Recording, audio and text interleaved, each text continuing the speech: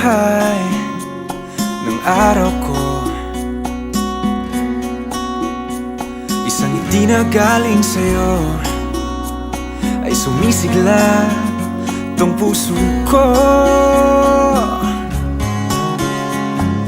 Di na hahanap ng iba, ikaw lamang sinta.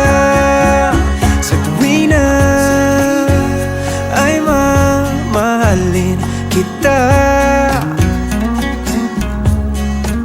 sa tuwi na ay iingatan ka. Damhin mo ang pintig ng puso kong ito,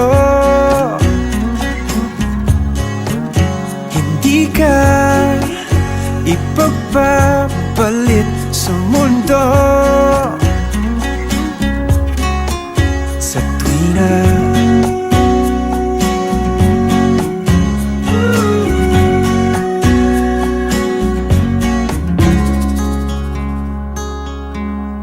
ang puso ko ay umiibig tanging sa'yo.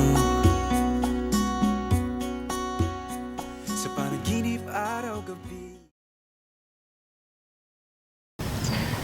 Paano nga ba kami nagkakilala ni George? November 21, 2018, 10 AM ata yun. Nag-friend ko siya sa akin. Sa bahay kasi ako noon, hindi ko alam bakit inisto ko yung Facebook niya. Tapos tinignan ko kung taga Palawan ba siya. Nakita ko kasi taga Bohol siya.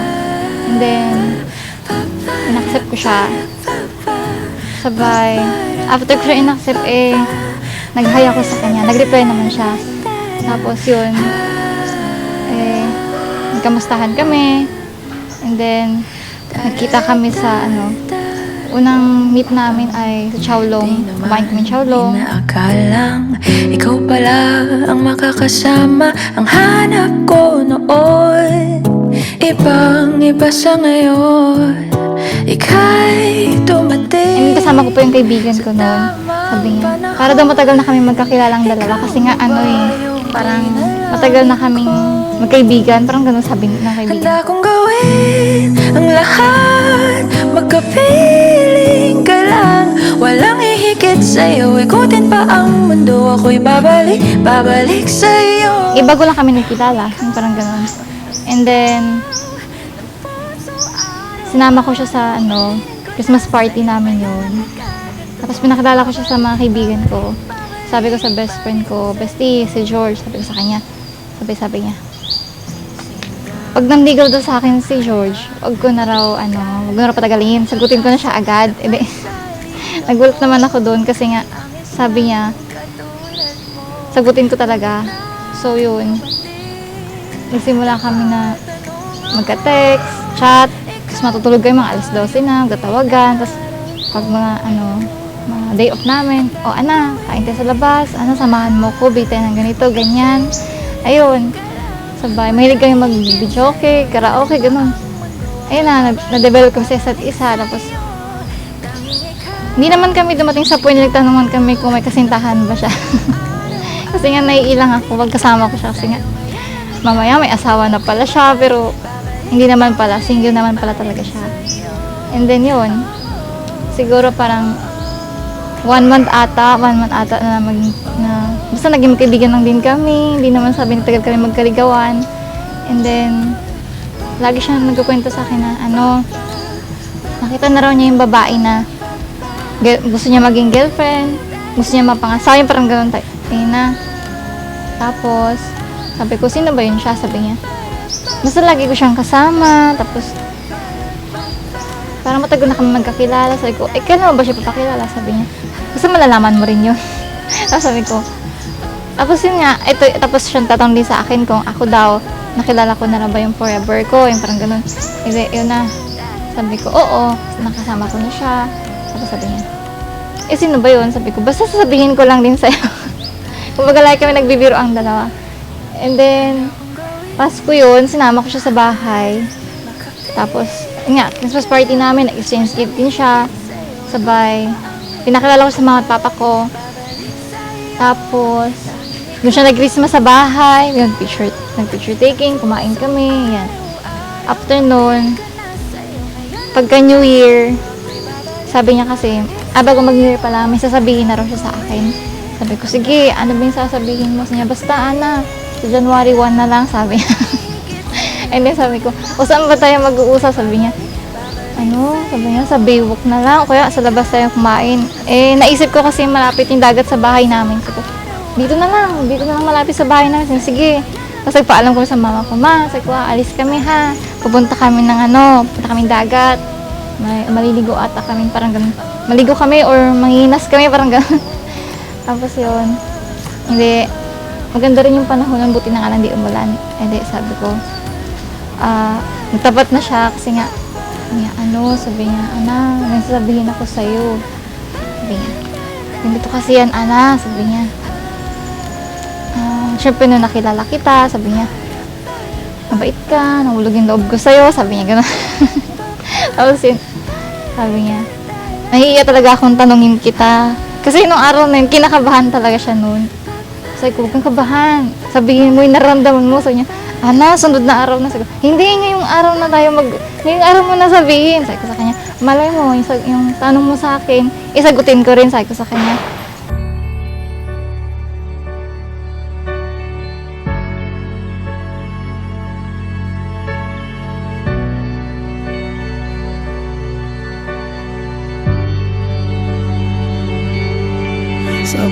Pagkakita ko sa kanya, ayan, nalandan ako, nabihan niya ako sa kanya. So, yung niligawan ko, sinabi niya ako, sobrang saya ko. Tapos yung nag-propose na, ayun, parang kinakabahan siya. Yung ayun, sobrang saya niya. Pinako sa kanya sa, pinapropose ko. Tapos nung ito na, ikakasal na kami.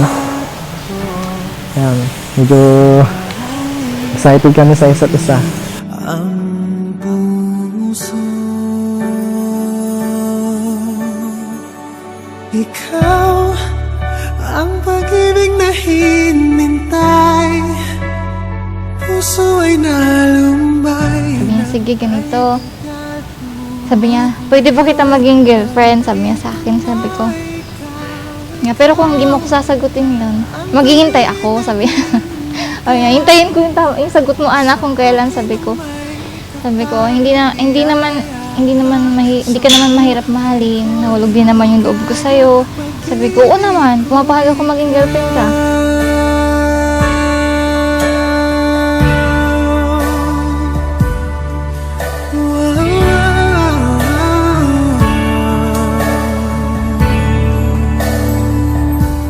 Ayun, tapos uwi na kaming dalawa noon. Naglakad kami pa uwi. Sabi niya sa mama ko. Sabi niya, sasabihin na ba natin sa mama ko? Sabi ko, oo, sabihin mo na. Doon naman ang punta doon eh. Sabi niya, tita, sabi niya, kami na po ni Ana, sabi niya. Tapos sabi ng mama ko, talaga, sabi niya. Tapos sabi niya, basta tita, sabi niya, pangako hindi ko sasaktan yung anak mo noon. Magmamahal sa akin ng tunay. Ikaw ang Noong November 4, nasa biyahe pa kami galing El Nido noon. Tapos sabi niya, Han, sabi niya, maaga ako nag-out. Sabi ko, kasi alam kong out niya alas 8 ng gabi. Gabi na yun, sabi ko, maaga ka nag-uwi. Sabi niya, basta may lang ako, may aayusin ako, sabi niya. Nagtaka ako kasi nga, yung mga trabaho ko, sila lang sa opisina. Sa buhay ko, ligaya't pag-ibig ko, ikaw. At hindi. Tapos isa ko trabaho, sabi niya, girl, sabi niya, tingnan mo ba yan, girl? Para sa'yo yan, sabi niya. Di sabi niya, para sa'yo. Sabi ko, ano meron? Sabi niya, basta, tingnan mo lang. Tapos nakalagay doon, will you marry me? Tapos pag sabi niya, nabasa ko yung will you marry me, nagulat naman ako sa tapos parang hinahanap ko ba yung sabi ko, asan yung ring? Tapos pagharap ko, nakaload na pala siya sa harapan ko. Ikaw ang pag-ibig na hinintay.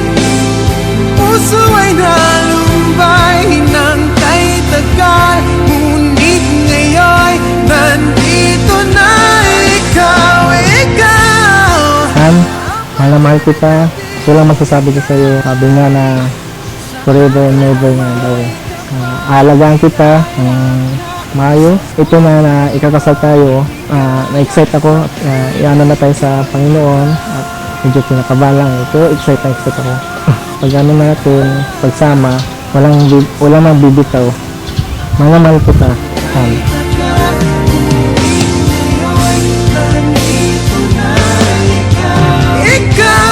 So, yun Han, itong araw na ito, kakasal na tayo, diba? So, as I promise on you, syempre, lagi kitang susuportahan sa mga pangarap mo, magsama tayong mangangarap, tapos, magsama tayong mag-ipon, and then, thank you kasi nakilala kita, and I love you, see you later, Mama. Ibig